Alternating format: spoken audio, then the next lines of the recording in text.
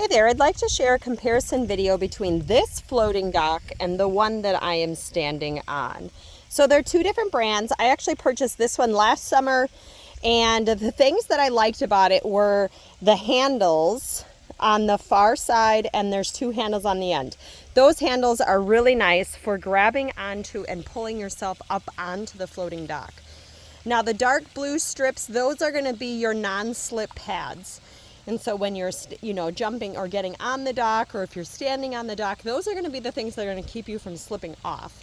Not to mention this one does have a lot of key rings. We did end up actually ripping off a key ring on the back side based upon what we had it tied to. But otherwise, like, our pets have been on here. We've had probably 5 or 6 people on this dock. The only downside is don't fish on them. As you can tell by these two little patches, my kids dropped a fish on here and the fin popped a hole in it. Now we were able to patch it and it's been holding air just fine.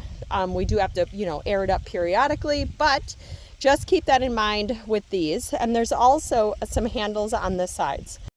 So I just hopped onto the other dock so that I could show you a comparison with this one. So this one is larger than this little FB Sport dock. The one thing that I like about the FB Sport dock is that it has a very large non-slip pad in the center. It does only have 2 handles to pull yourself up on the end.